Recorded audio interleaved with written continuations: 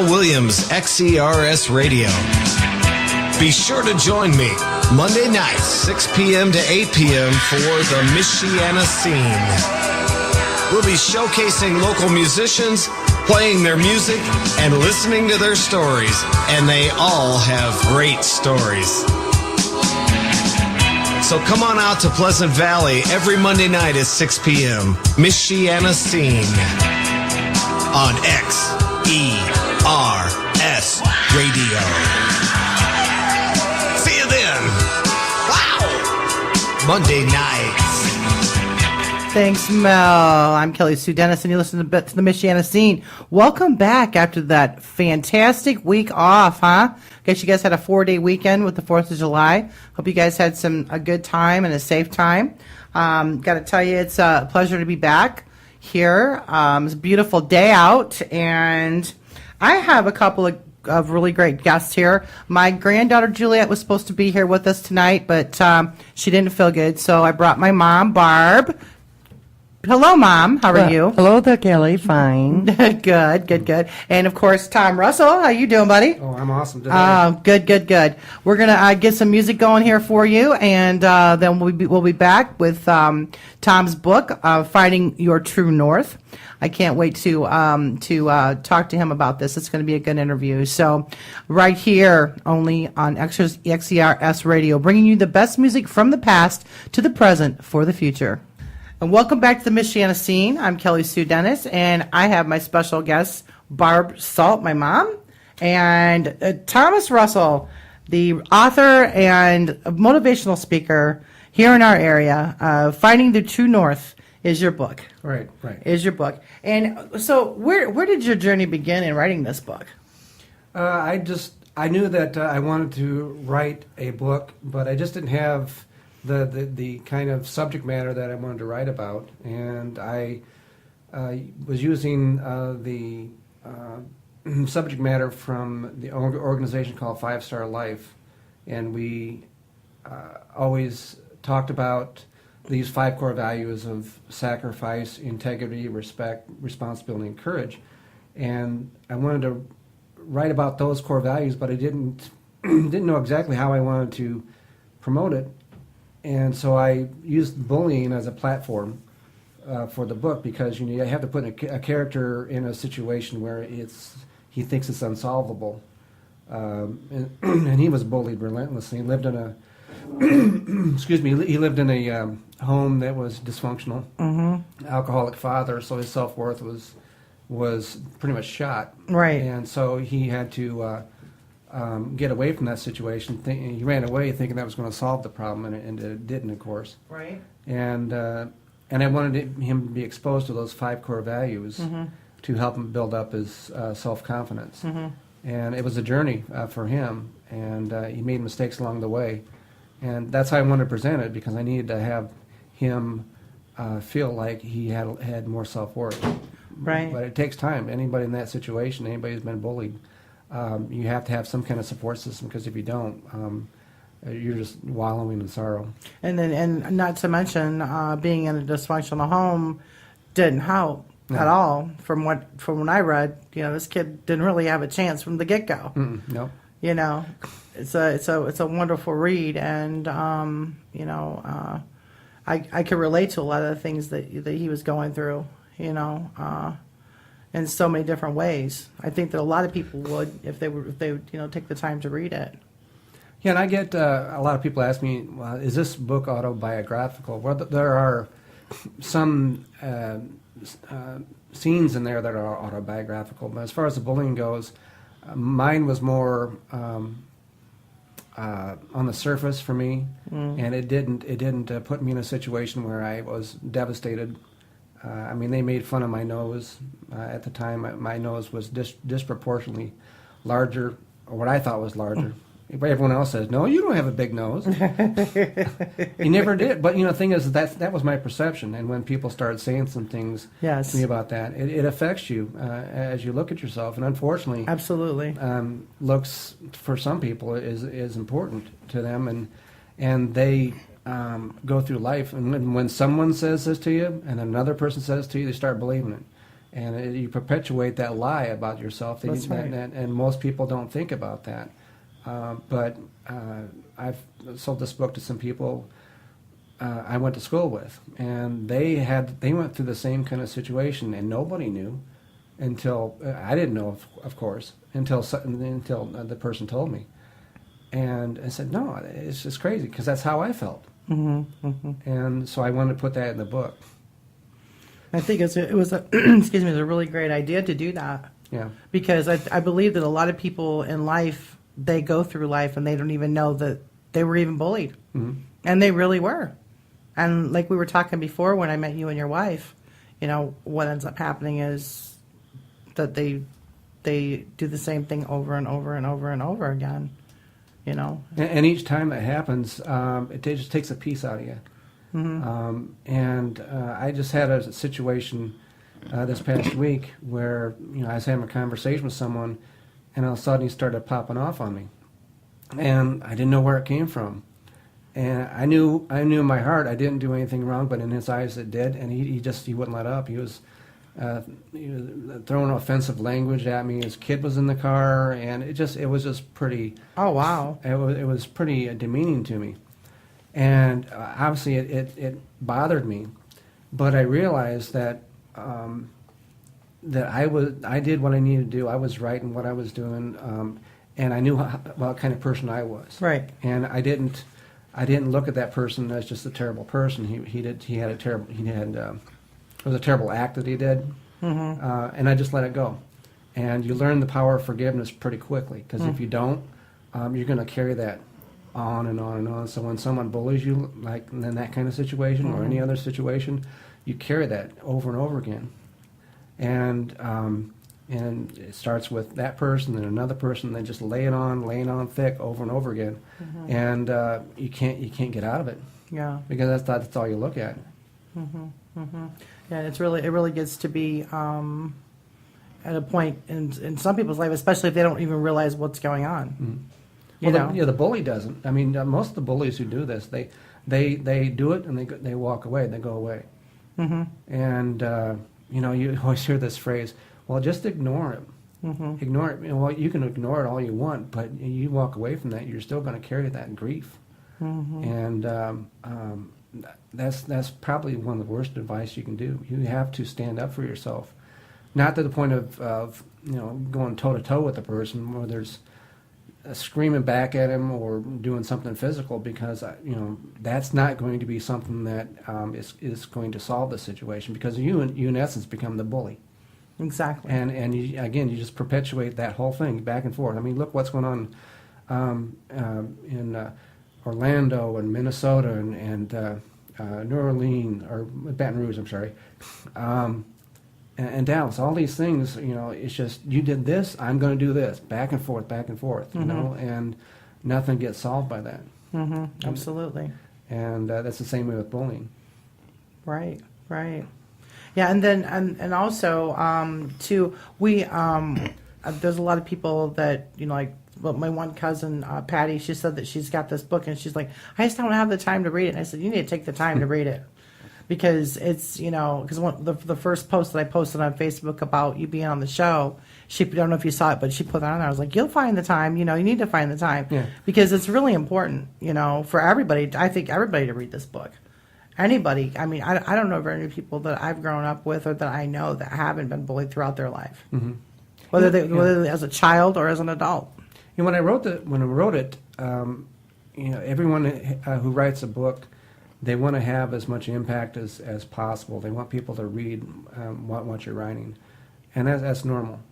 In this particular book, it wasn't about making money on it, right? But it was more for me as I was so passionate about what I was writing. I want other people to see that there's a way to handle situations. And I wish I had been able to do a little more research on the thing, because I found out some more things through reading the bullying websites and things like that I could put in the book, and it's almost like I want to write it again. So it'd be Finding Your True North 2. Yeah, well, I don't want to do a sequel to that. No, you don't want a sequel, huh? No, No? well, no, you can't. This isn't kind of book. You can't do Lethal Weapon 8. You know? Right, exactly. So now, as far as this book is concerned, too, you did you do a dedication for this book? Acknowledgement, yeah. Yeah, you did. Yep. You did. You want to read it? I thought that was really, really beautiful. This book is dedicated to all who are oppressed, especially young adults who feel they have no place to go when they are bullied. To combat the paralyzing fear of this needless humiliation is to empower yourself and never permit anyone to take your dignity from you. That's the message I hope this book conveys. And it really does. It truly does. In more ways than one. I know that my daughter, my youngest daughter, Carly's listening right now, and Carly needs to read this book. We went through a really bad time with her being bullied at Jimtown High School as well as the Crossing, to name just a couple of the different schools. And I believe that this would definitely benefit her. So as soon as I get done with it, it's going to get passed to her, and I'll have to have her read it. She was supposed to come tonight too, and she couldn't make it. So I was hoping she could come because we're gonna get together with her. I need to connect with her. Yeah. Absolutely. Because I believe you can help her. Through a lot of that she went through and she's still going through. Because you were saying that once you're bullied, this is what you told me when we met the first time, that you are the victim. You are the victim, and for some reason, you continue to be the victim throughout the rest of your life, and this book helps you to get out of that. Do we have time to talk about a scenario that happened in 6th grade? Oh, absolutely, Okay. absolutely. Just what you're talking Most about, definitely. being the victim, you paint yourself as a victim.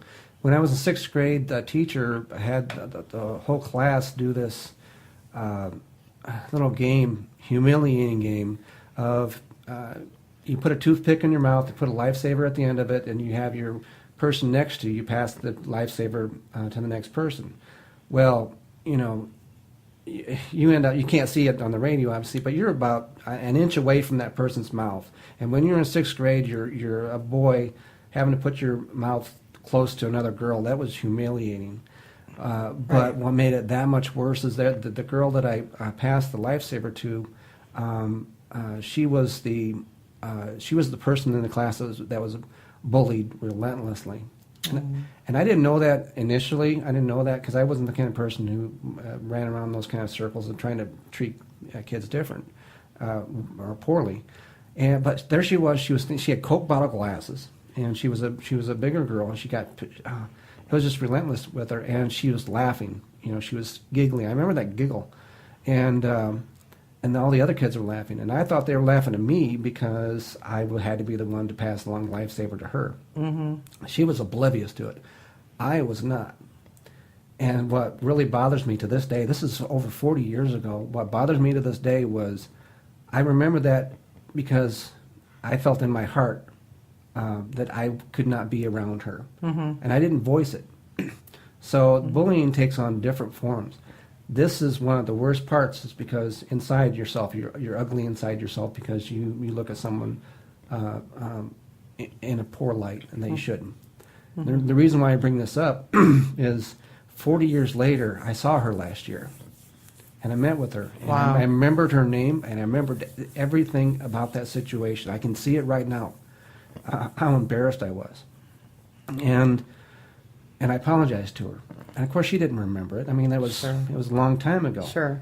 And so I told her how badly I felt, and I asked her, so what happened with your life? And so he goes, let me tell you about this story.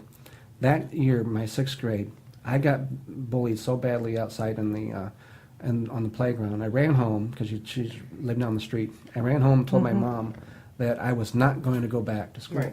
Right. And her mom beat her up. It was a bad situation, and I asked, "So what happened then?" She said, "I didn't go back to school." and she said she was 16 years old when she was in 6th grade.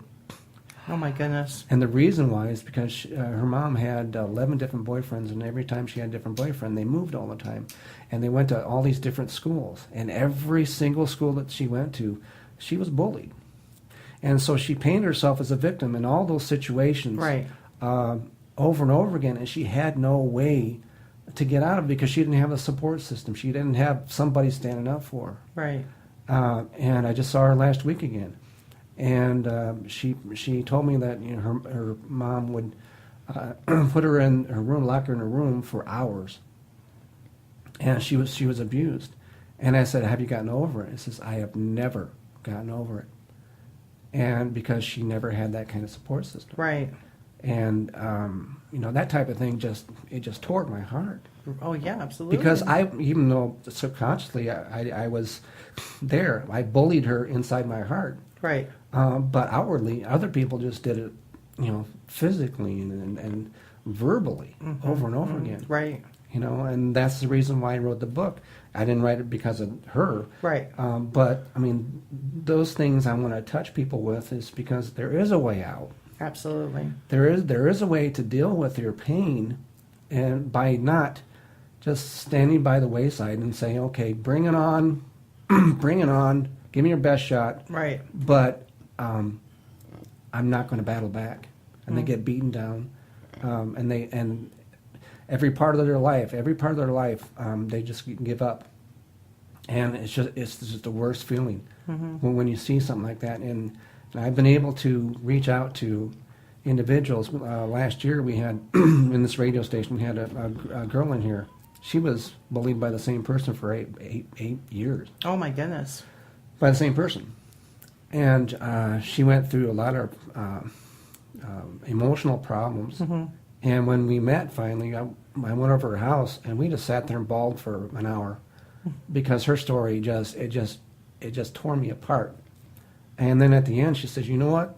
I'm done. I'm not going to let this beat me down anymore." And so she just turned around. And I work with her, and that's the type of thing that, you can forget about the sales of the book and all the other great things that are happening. This type of one-on-one situation, I never would have been able to do unless I wrote this book. Exactly. Yeah. Exactly. So you're making a difference in a lot of people's lives, and that's what this is all about. And It's awesome. some people I haven't seen, Right. And this book gets passed along from to people, and that's just fine with me. That's absolutely wonderful. It Yeah. really is. When we come back, we're going to talk about how this book gives this teen and this book, and as well as all of us that have been bullied, a hope for the future. To stand up for ourselves, and we'll talk about that when we come back with Tom Russell. Thank you, dear.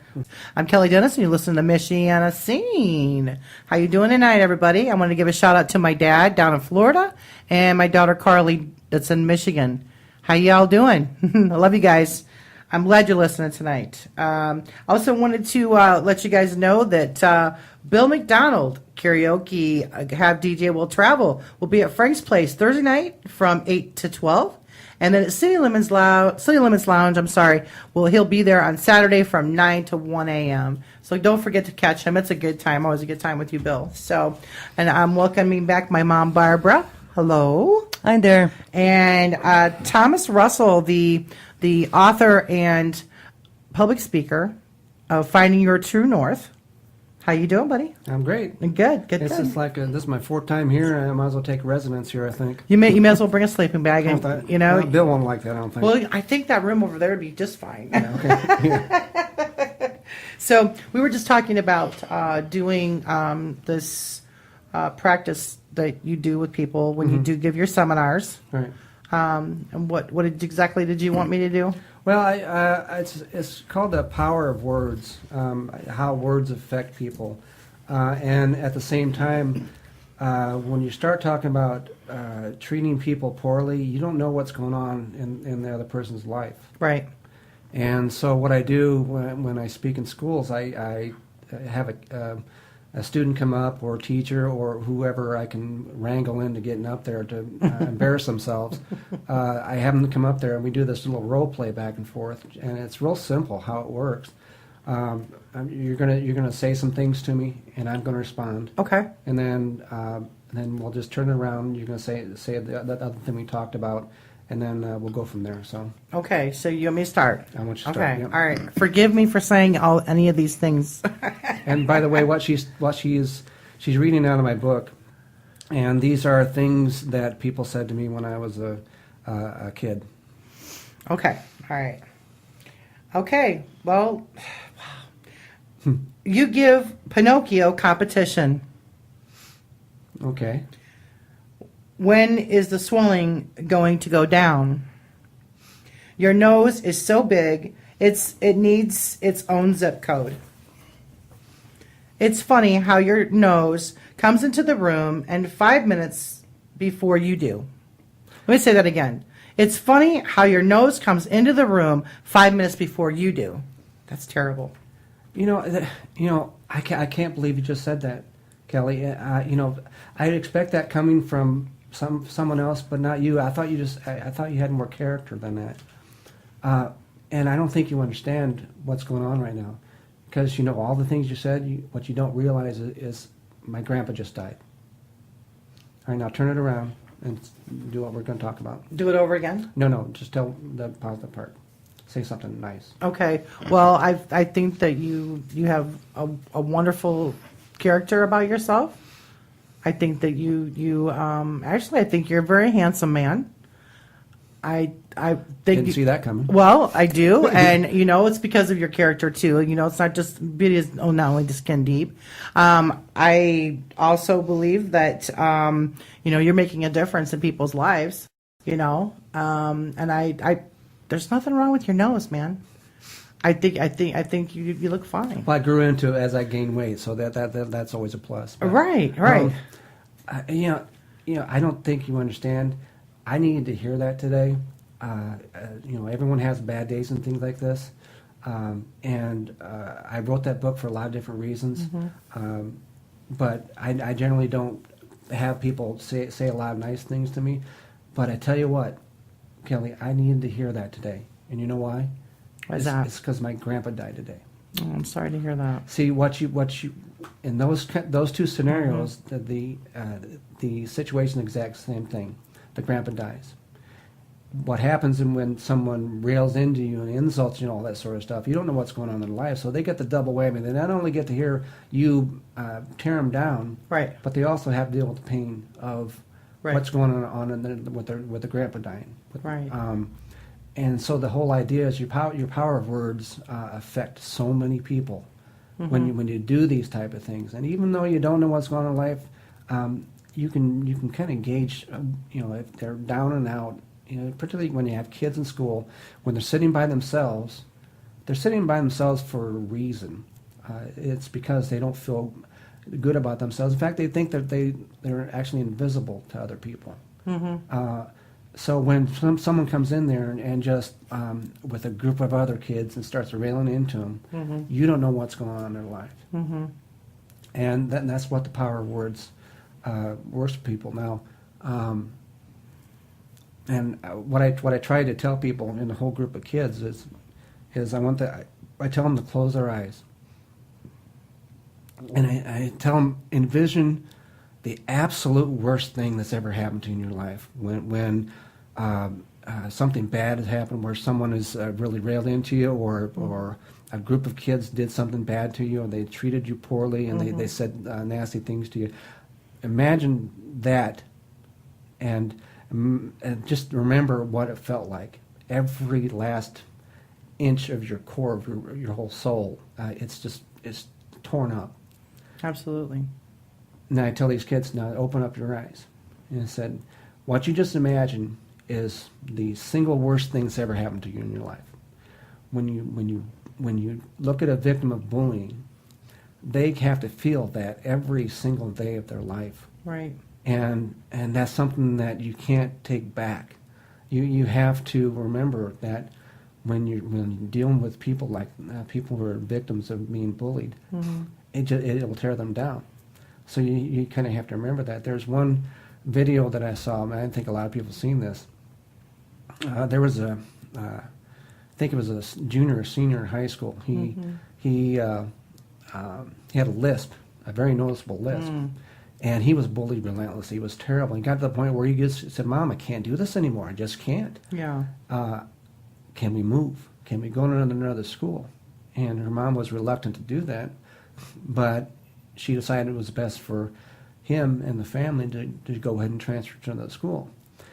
Well, what he did was amazing. It was truly amazing, and I always try to relate this to kids who feel like they don't have a way to get out of it.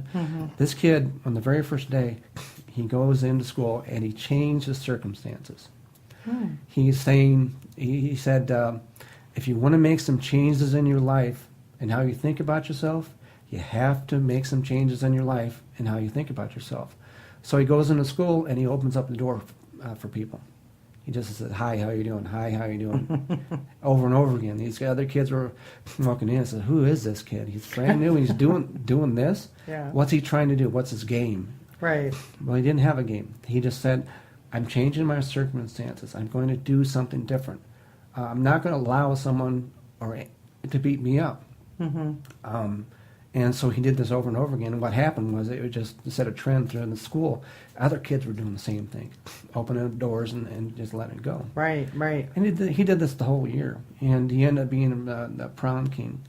Is that right? He ended up being the prom king, and then some motivational organization connected with him because of his story. He ended up becoming a motivational speaker. Very cool. And nothing would have happened. Absolutely nothing would have happened if he changed schools and he allowed him to be victimized again and again and again. And that's what people do. That's what that girl from 6th grade did. She had no support system. She said, "Well, this is the way my life's going to be." Right. And that's the way her life has been for 40 some odd years. And it's just terrible when that happens. It really is. Yeah. It really is. But to be able to turn it around like that is really awesome. Yeah. Absolutely.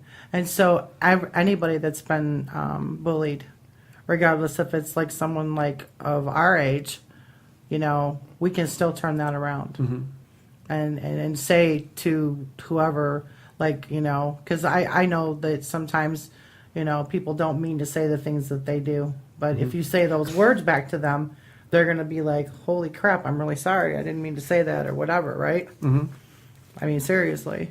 And so that's really awesome that there is hope, at the end of this. It's very awesome. Yeah, there are ways that, I don't remember if I'd said this the last time, but when someone insults you, or like when you have your kids and they're in school, there are certain things that you can do to walk up to someone. Say, for instance, someone has said those things. You get Pinocchio competition. What are the ones? Your nose needs its own zip code. All these different things. Whatever it is that that the bully knows what buttons to push, they're going to do. The natural reaction is to react most time negatively, whether it's inward or outward. And so they'll tell these kids, what you need to do is just look them straight in the eye for about 2 or 3 seconds. Don't say a word, and just smile, and say this. There's the different ways you can do this, but say this. I didn't expect that coming from you because all these other kids, that's how they work. Right. That's not how you work. Right. And I said, you can say what you want, but guess what? I refuse to be offended. I refuse to be offended, and you walk away, and don't say a word. And I hear some people say, that won't work. Well, what's the alternative? Exactly. What's the alternative? Go back to doing what you're doing before and make it feel like junk? No. You got to do something different. And you have to say it with a conviction. You have to have the body language. You can't stump. You can't mumble. Right. You have to stand up to them and just walk away. And you do this over and over again. And for the parents, what they need to do is role play with the kids. Whether it's I refuse to be offended or whatever it is that the child feels comfortable with, the parents need to sit in there and role play with the kid, and they can play the role of the bully or the victim or vice versa, and over again, and you just put them in a situation that they empower themselves, that they can move on. And what happens is when you say that to one person, the other kids are obviously going to watch what's going on, and they're going to see how you react. And over time, if you continue doing this over and over again, whether you say, I refuse to be offended, or I forgive you, or whatever it is that you feel comfortable with, the bullying's going to stop. And I've been able to connect with some kids, and they've done this, and it's worked. It doesn't work the first time or second time, maybe not the third time, but they do this over and over again. They just start feeling like they have the self-confidence that they can deal with it, Right. and not put themselves in a situation where they have to fight back. Exactly. Yep. Exactly. And that's the thing. What happens if you have a family member like that let's say you have a family member that doesn't want to listen to reason with a situation like that. How do you help them? I know that you can't really help anybody that doesn't want to help themselves. That's a given. But what happens then? When you're saying, okay, I got the information you need to move on. Well, you're a parent. when you talk to teenagers, I am certain. I'm not a parent, but I've heard enough grief from parents that said they don't listen to me at that. Once they reach a certain age, forget it. That's why I try to reach the kids early on.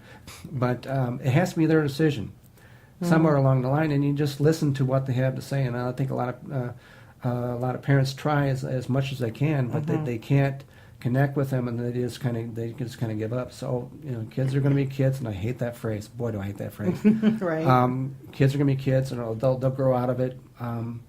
It doesn't happen all the time. Rarely does that happen.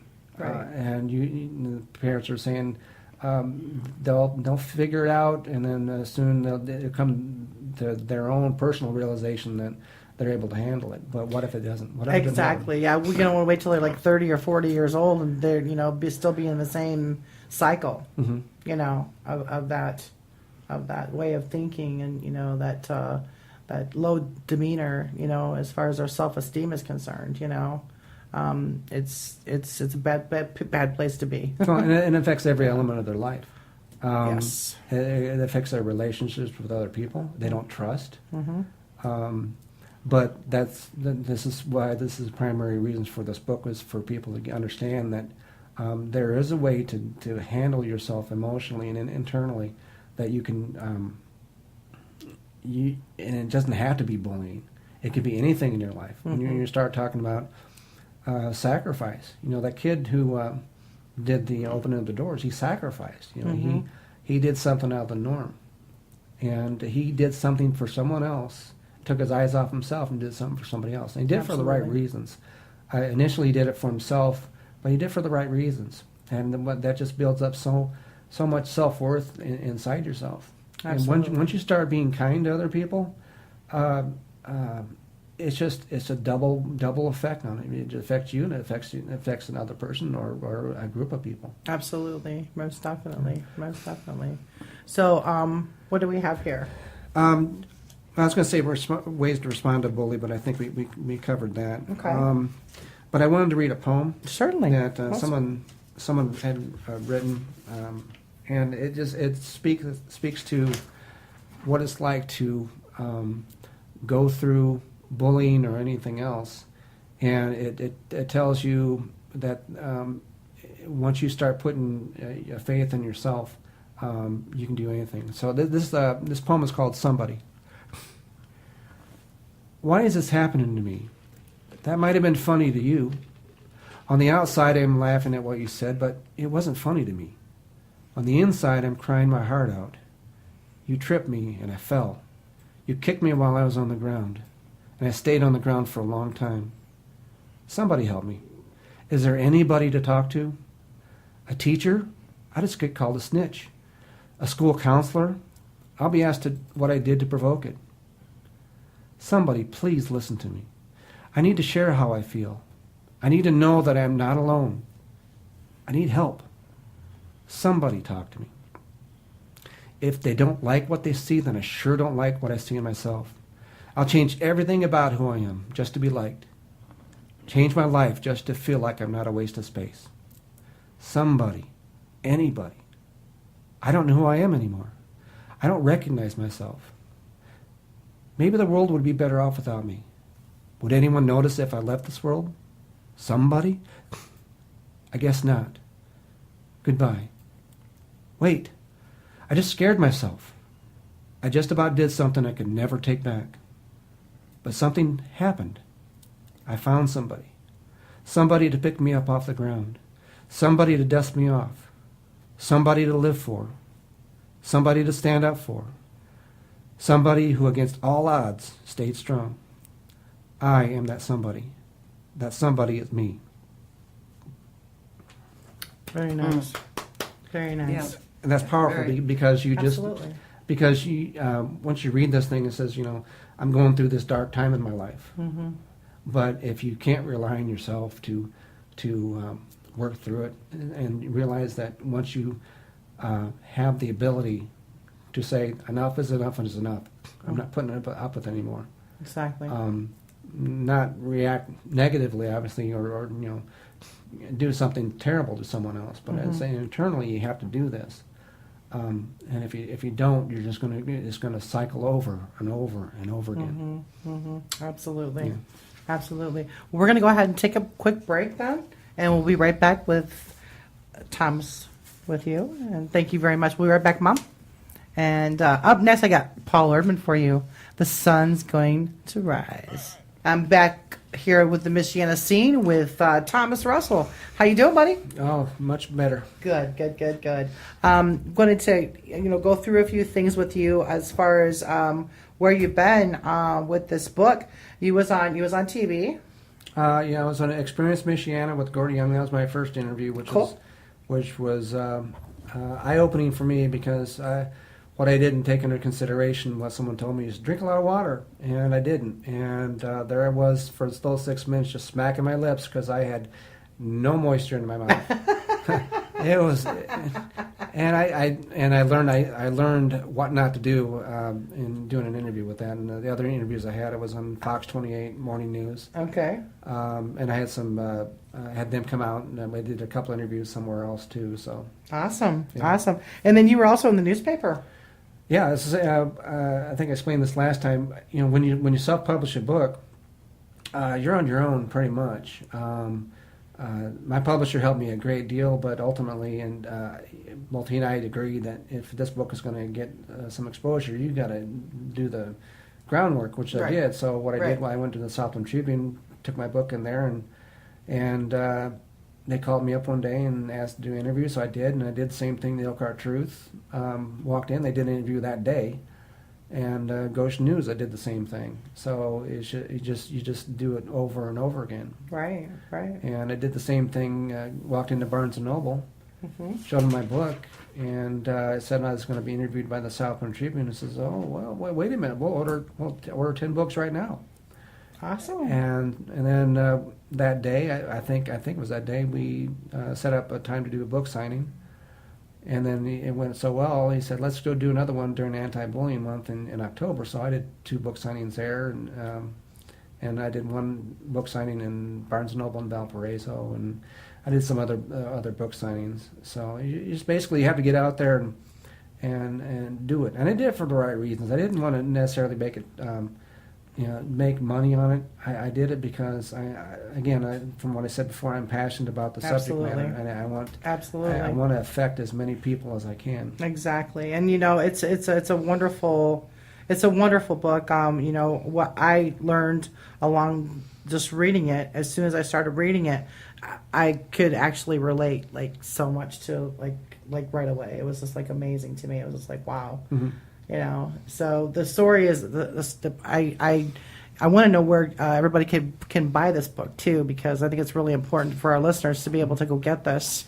There are several places. Barnes & Noble, of course, Hammis Bookstore in Notre Dame, Mumphy's Books in Concord Mall, Better World Books in Goshen, Idle Hours Bookshop in the South Bend. Those are local. And then, Okay. of course, Amazon. It's on Amazon. Okay. And I always carry my my own stock in case someone connects with me, they want to connect with me locally, and I'll meet them and I'll sign the book for them. I know you signed mine too. I really appreciate it. It's really, really beautiful. Well, what I want to do with the book, you do book signings a lot, and they'll just put some blurbs, one sentence blurb, and sign their name and big name, and have a nice day. Right. I've always wrote some kind of personal, motivational, inspirational message in a book because it makes more for me and makes more for the person who. It means more for the person to make it personal. Most definitely. And when I got it home after I met you and your wife, and I read that, I was in tears. I was like, oh, he signed it. No, it was really very inspirational. Yeah. Very much so. So we want to go ahead and talk about your book that you just got done with. Yeah. That was I wanted to get this book before this interview, so I spent a lot of sleepless nights. I drive for Uber. And I took the laptop with me, and during my downtimes when I didn't have a run, I'd pull that laptop out and write until I got another run, and over and over again. I wrote 40,000 words in 30 days. So wow. When I set my goal on something, boy, you can't stop me. Congratulations. Yeah, you can't stop That's me. wonderful. But this book, I think I'm hitting all the social issues. One is bullying, and this book is about homelessness. Okay. And I wanted to depict a life, what it's like for a homeless person. But at the same time, I wanted it to be a departure from the book that I wrote, in the first book, Finding Your True North. I wanted to write something a little bit darker. That doesn't mean, folks, that I'm putting offensive language in the book. I refuse to do that. I'm not going to do that. I try to make it as authentic as possible, but I just can't do it. So don't expect it.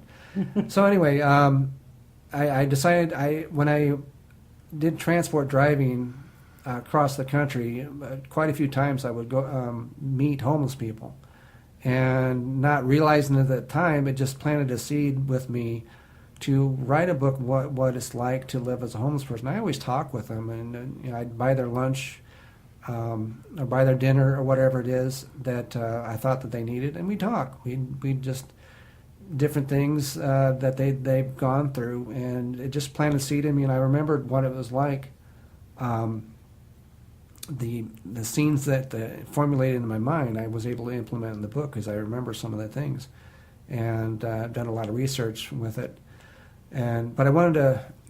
This story is about homelessness, obviously, but there's always also a story of redemption because the character in this book is a very bad person. He climbed his way to the top by being mean to people, his colleagues, his family, everybody he came across. He felt that he had power over everybody else by a certain individual who's running for president, but you didn't hear me say that. But anyway, so a lot of people relate to that kind of person, and I wanted to depict that because when you do, when you talk about somebody like that, you have to think that there's got to be something within this person, that there's something good in the person. But I didn't want to do that, paint that picture in the beginning. But the guy ends up getting amnesia through a set of circumstances. And he doesn't have his ID anymore because he gets mugged, and he becomes homeless. And so he ends up living the life as a homeless person throughout the book, and he's able to experience the dark side of what it's like. And at the same time, during the book, I must say that the wife had something to do with him getting amnesia. But I want to throw that in here. You have to read it. Don't you hate when people say that? You have to read the book. But there's a story of redemption at the end of the book, where just when you write a book, there's always a beginning, middle, end, and you have to have some kind of conclusion that will make the story authentic. And I think I reached that, and I finished it yesterday. And when I typed that last sentence, I tapped the period very hard. I said, "That's it." And so it's This one's going to take a little bit longer to get published, so don't expect it's going to happen overnight because these things take time. And so I'm going to try to do this traditionally through traditional publishing. Through traditional publishing, and find an agent and go from there. And these things, when you go that route, these things take time. Mm-hmm. And I have a writer friend down in Florida. Her name is Jamie Engel. She's a nationally known author, and she has been an incredible help to me. I mean, she knows what it's like on my end trying to get it out there. And she wrote her book, Clifton Chase, Arrow of Light. Okay. And it's about bullying, so that's how we connected. And it took her a while to get legs with that book, and now it's you wouldn't believe what's going on with her. She's just out there. She's things are happening that she never expected. You know, the guy who published the chicken soup books. Okay, yeah. He did the same exact thing that I've done. He couldn't get anybody to look at the book. Is that right? He couldn't for 2 years. He was shilling the book for 2 years, and nothing was happening. And then for some reason, somebody connected with him, and the rest is history because now it's a worldwide phenomenon. Wow, yes it is. But he believed in what he was doing, just as I do, and just as Jamie does, and just as he did. That you have a message that you want to give out, and you don't give up. Mm-hmm. The book has plateaued as a lot of books do, but you just never know. I mean, the next person to read this book knows somebody who knows somebody who knows somebody. That's right. And then things are going to start happening. And this is one of the reasons why I do the speaking engagements, because when I bring my books along, you don't know who's going to be there. That's right. And it generates enthusiasm. And I just get so jazzed about when I get in front of kids and speak to them. I see the look in their eyes, and I get them engaged. I interact with them and ask them questions. We have a total blast. I'm not a talking head like I am right now, but I get them involved because you don't know how you're connecting with the kids. And, Absolutely. And throwing candy out in the audience certainly helps. No, most definitely. Yeah, teachers don't like it, but And I'm sure you're making a difference in their lives just from listening to you. Truly, because you're an inspiration to anybody that hears you. And I went to one school, and it was a health class, and I spoke to all 7 classes all day long. I was hoarse after the 3rd class.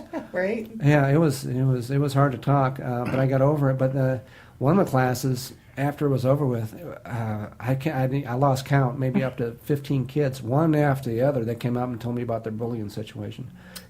And if that doesn't affect you, I don't know what will. Exactly. Because you've made an impact, and that's what I want to do. If I did anything in my life, that's what I want to do. Forget the books. Well, don't forget the books, because obviously I don't write them just for just sitting there on the shelf. Right. But getting out and speaking to people, speaking to kids, speaking life into them, tell them that they're worth something. Absolutely. But be firm at the same time. Boy, I tell you what. If I could do that for a living, I would do that in a heartbeat. Most definitely. Yeah. Most definitely. But you want to talk about the second book, right? We can talk about both books. We can go back and forth. Okay. I'm excited about both of them. I wanted to... one sec here. Oh, dead silence on the radio is not good, is it? Oh no, you're fine. Okay, You're fine. right. We're just taking a little bit of a break Okay. here. You're good. I want to read a passage out of the book. This gives you an idea of what he went through and the culmination of his disparity. And he just came to the point where he was just questioning why he was living. So I'll just read a portion of it. It says, Okay.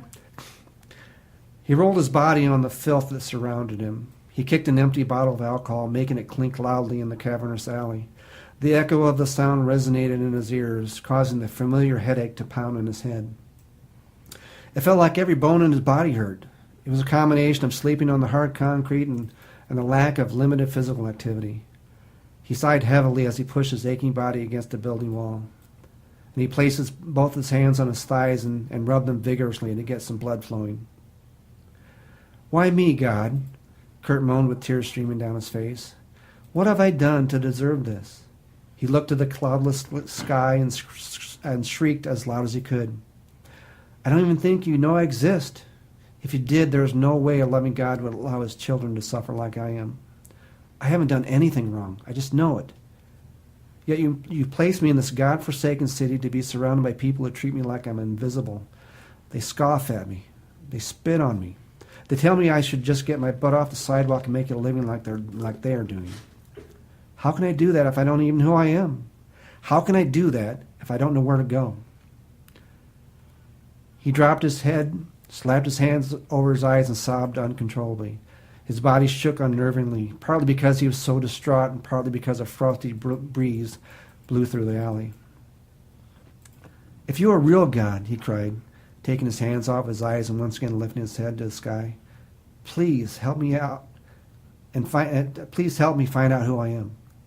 Please, I beg of you, with all that I have, I cannot live like this. I cannot live in this filth one more day.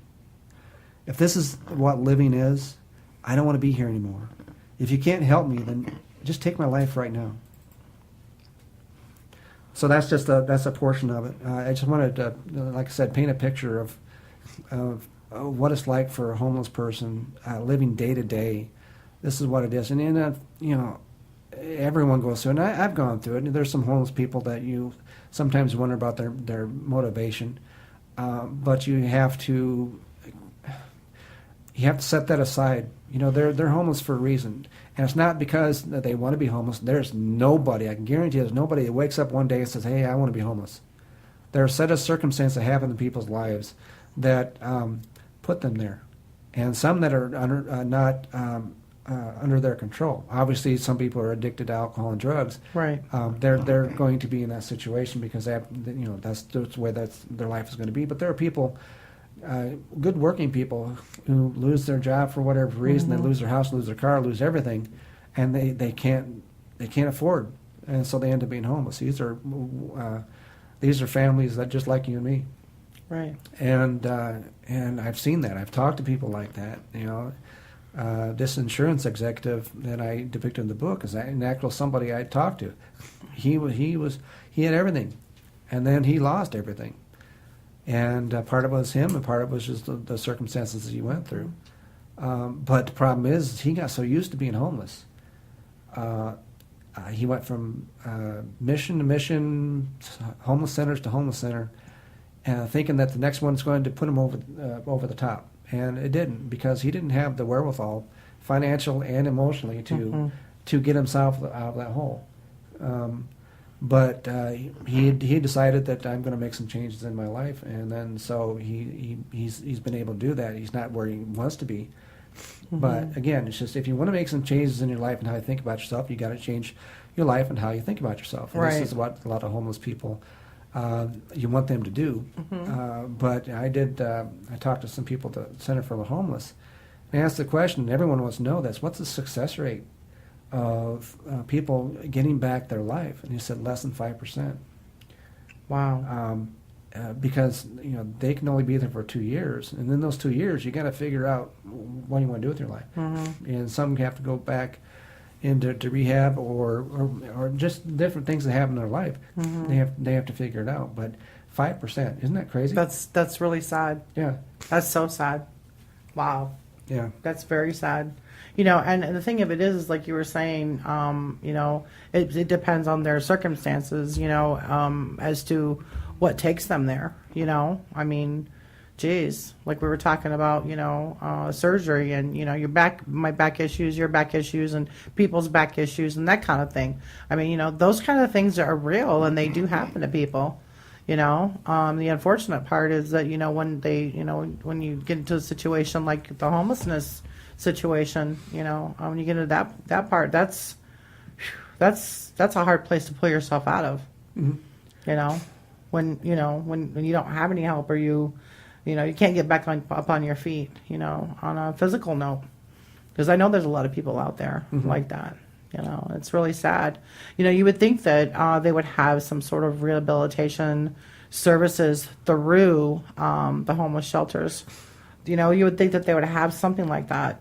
They do, but only to a certain point. Mm-hmm.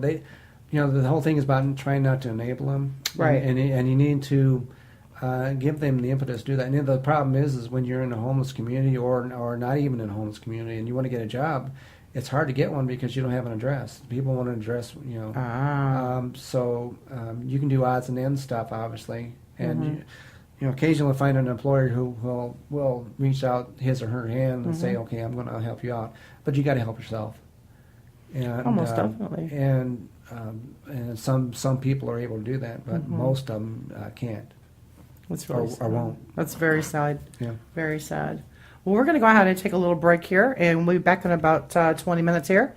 All right. Well, I'm Kelly Sue Dennis, and you're listening to Michiana Scene, and just wanted to let Tom go ahead and tell you more about his upcoming book we've got coming up. So, I'm hoping that it'll come out at the end of the year, but we'll have to wait and see. If I'm going to give it 6 months, and if I don't get a response, then I'll probably self-publish it. So, and I'll just work my way and trying to do exactly what I did with the first book, and just market it. Barnes and Noble said that they would consider putting it back in there.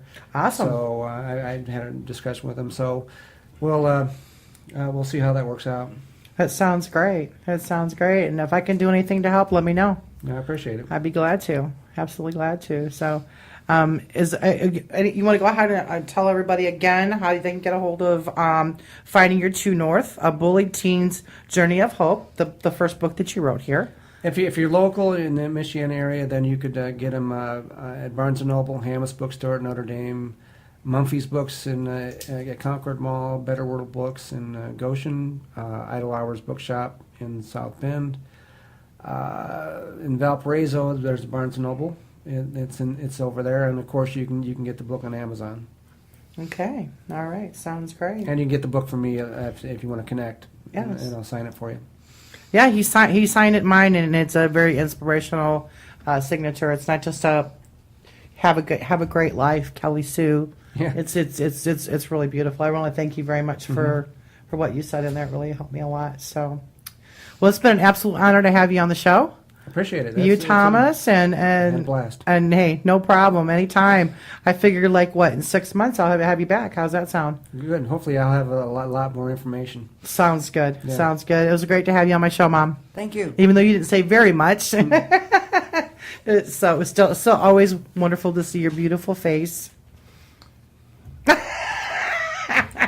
She rolled her eyes, so that'll give you an idea. I know. She always rolls her eyes when I say that. I have the most beautiful mother in the world and the most awesome dad in the world, too, Dad. I know you're listening. So I want to thank God for both of you. So, and thank you very much, Thomas, honestly, for having you on the show here. It's been a true honor. I'm Kelly Sue Dennis, and you listen to Michiana Scene. And you guys have a fantastic week, a good and safe one. Be cool with all the upcoming events we have going on here. Don't drink and drive. Stay alive. And also, don't forget, always do what you love and love what you do. I'll see you next week right here on the Michiana Scene on XERS Web Radio, bringing you the best music from the past for the future.